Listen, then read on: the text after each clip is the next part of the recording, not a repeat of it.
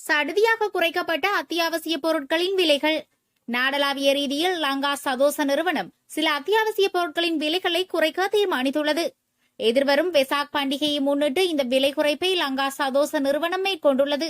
வாடிக்கையாளர்கள் இப்பொருட்களை அனைத்து லங்கா சதோச விற்பனை நிலையங்களிலும் பெற்றுக்கொள்ள முடியும் எனவும் தெரிவிக்கப்பட்டுள்ளது.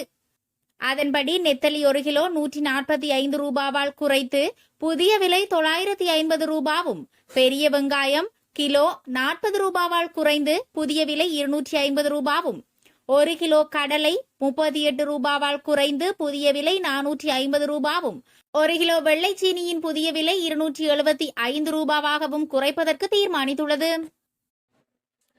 கணவனின் சடலத்திற்கு உரிமை கோரும் 4 மனைவிகள். காவல்துறையினர் எடுத்துள்ள முடிவு. குர்நாகல் குளியாபிட்டிய மருத்துவ பீடத்திற்கு அருகில் 2 சைக்கிள்கள் மோதி ஏற்பட்ட விபத்தில் ஒருவர் உயிரிழந்துள்ளார். நேற்று முன்தினம் மாலை இடம்பெற்ற குறித்த விபத்தில் உயிரிழந்த நபரின் சடலத்தை ஏற்றுக்கொள்வதற்கு 4 மனைவிகள் முன்வந்துள்ளதாக குளியாபிட்டிய வைத்தியசாலை தகவல்கள் தெரிவிக்கின்றன. பொலனறுவை உட்பட பல பிரதேசங்களில் வசிக்கும் பிரேமரத்ன அதிகாரி என்ற 59 வயதுடைய நபரை இவ்வாறு உயிரிழந்துள்ளார். விபத்தில் காயமடைந்த நிலையில் போதனா வைத்தியசாலையில் அனுமதிக்கப்பட்ட போது குறித்த நபர் உயிரிழந்துள்ளதாகவும் 4 மனைவிகள் சடலத்திற்கு உரிமை கோரியுள்ளதாகவும் வைத்தியசாலை வட்டாரங்கள் தெரிவிக்கின்றன. இந்த நிலையில் சட்டப்படி திருமணம் செய்து கொண்ட மனைவியிடம் சடலத்தை ஒப்படைக்க நடவடிக்கை எடுக்கப்படும் என காவல்துறையினர் தெரிவித்தனர். சைக்கிளில் பயணித்த இருவரும் குர்நாகல் நோக்கி சென்ற காரை பின்தொடர்ந்து துரத்த முற்பட்ட போதே இவ்விபத்து நேர்ந்துள்ளதாக காவல்துறையினர் குறிப்பிட்டனர்.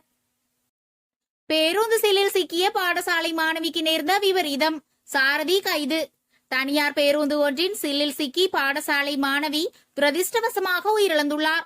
குறித்த சம்பவம் இன்று காலை புதிய கருவா தோட்டம் போலீஸ் பிரிவிற்குட்பட்ட உடகன் தென்ன பகுதியில் இடம்பெற்றுள்ளதாக காவல்துறையினர் தெரிவித்தனர். மல்கொல்ல படிதலாவ பகுதியைச் சேர்ந்த 10 வயதுடைய மாணவியே இவ்வாறு உயிரிழந்துள்ளார். சம்பவம் தொடர்பில் மேலும் தெரிய வருகையில் பேருந்திலிருந்து இறங்கி குறித்த பேருந்துக்கு முன்னால் வீதியை கடக்க சென்ற போதே இந்த துரதிருஷ்டவசமான விபத்து இடம்பெற்றுள்ளது. விபத்தில் படுகாயமடைந்த மாணவி புதிய கருவாத்தோட்டம் பிராந்திய வைத்தியசாலையில் அனுமதிக்கப்பட்டதன் பின்னர் உயிரிழந்துள்ளார். விபத்து தொடர்பில் பேருந்தின் சாரதி மற்றும் நடத்துனரை காவல்துறையினர் கைது செய்துள்ளனர். யாழில் பானுக்குள் கண்ணாடி துண்டு. அதிர்ச்சி சம்பவம். யாழ்ப்பாணத்தில் பானுக்குள் கண்ணாடி பீங்கான் துண்டு காணப்பட்டதாக குற்றச்சாட்டு எழுந்துள்ளது. குறித்த சம்பவம் நேற்றிரவு இடம்பெற்றுள்ளது. யாழ் மருதனார் மடத்தில் உள்ள கடையொன்றில் வாங்கிய பானிலேயே கண்ணாடி பீங்கான் துண்டு காணப்பட்டுள்ளது. பானை வாங்கி சாப்பிட்டவர் பானுக்குள் கண்ணாடி துண்டை பார்த்து அதிர்ச்சியடைந்துள்ளார். குறித்த கடைக்கு சுன்னாகம் பகுதியில் உள்ள வெதுப்பகம் ஒன்றிலிருந்தே பான் உள்ளிட்ட வெதுப்பக உற்பத்திகள் வழங்கப்படுகிறது.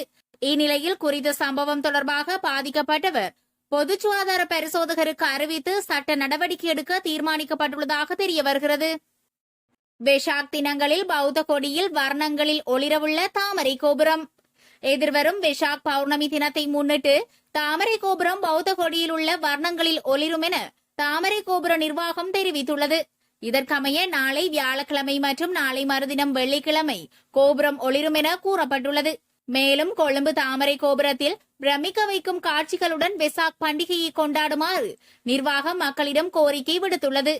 அதேவேளை வெசாக் தினங்களில் பிக்சல் ப்ளூம் புத்தம் புதிய ஊடாட்டும் டிஜிட்டல் கலை அனுபவத்தை அனுபவிக்கும் வாய்ப்பையும் தாமரை கோபுரம் வழங்கியுள்ளது. கொழும்பு வாழ் மக்களுக்கு எச்சரிக்கை. ஆபத்தாக மாறியுள்ள மரங்கள்.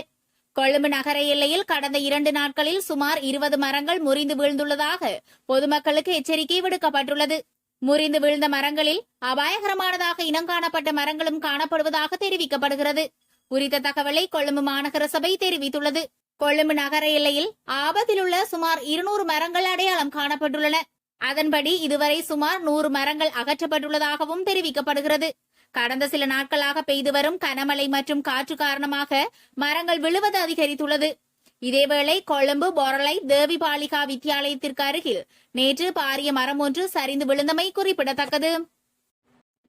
முள்ளிவாய்க்கால் நினைவேந்தல். மஹிந்த மற்றும் கோட்டபாயவிற்கு விடுக்கப்பட்டுள்ள எச்சரிக்கை. படை வீரர்களை பாதுகாத்தல், தேசிய சொத்துக்களை பாதுகாத்தல் போன்ற பணிகளை முன்னெடுக்க தவறினால் ஸ்ரீலங்கா பொதுஜன பெரமுனையின் எதிர்காலம் கேள்விக்குறியாக மாறும் என எச்சரிக்கை விடுக்கப்பட்டுள்ளது. தேசிய ஒருங்கிணைப்பு ஒன்றியம் என்ற தேசியவாத அமைப்பு கடிதம் ஒன்றின் மூலம் இந்த எச்சரிக்கையை விடுத்துள்ளது. குறித்த கடிதத்தில் தேசத்தை பாதுகாப்பதற்கு அர்ப்பணிப்புகளை செய்த படை வீரர்கள் தொடர்ந்தும் பாதுகாக்கப்பட வேண்டும்.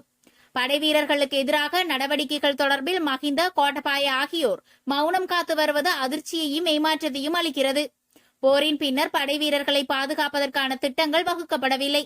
அரசியல் இருப்பிற்காக தேசியவாத சக்திகள் வழங்கிய ஆணையை உதாசீனம் செய்யக்கூடாது. முன்னாள் அதிபர்களான மஹிந்த, கோட்டபாய மற்றும் மொட்டு கட்சி ஆகிய தரப்புகள் படை வீரர்களை காட்டிக் கொடுக்க கூடாது. முள்ளிவாய்க்காலில் தமிழீழ விடுதலை புலிகளின் உயிர் நீத்தவர்களுக்கு நினைவேந்தல் நடத்தப்பட்டமை அதிர்ச்சி அளிக்கிறது. இந்த நிகழ்வில் சர்வதேச அரசு சார்பற்ற நிறுவனங்களின் பிரதானிகள் பங்கேற்றதாகவும் இந்த விடயத்திற்கு கோட்டபாய, மஹிந்த உள்ளிட்ட தரப்புகள் ஏன் எதிர்ப்பை வெளியிடவில்லை என்பது அதிர்ச்சி அளிக்கிறது. படை வீரர்களை பாதுகாத்தல், தேசிய சொத்துக்களை பாதுகாத்தல் போன்ற பணிகளை முன்னெடுக்க தவறினால் ஸ்ரீலங்கா பொதுஜன முன்னணியின் எதிர்காலம் கேள்விக்குறியாக மாறும் என அந்த கடிதத்தில் குறிப்பிடப்பட்டுள்ளது. கடற்தொழிலாளர்களுக்கு விடுக்கப்பட்டுள்ள அவசர எச்சரிக்கை. பல நாள் மீன்பிடி படகுகள் உட்பட அனைத்து மீன்பிடி படகுகளும் இன்று முதல் மறு அறிவித்தல் வரை கடலுக்கு செல்ல அனுமதிக்கப்படாது என கடற்தொழில் மற்றும் நீரியல் வள திணைக்களம் தெரிவித்துள்ளது.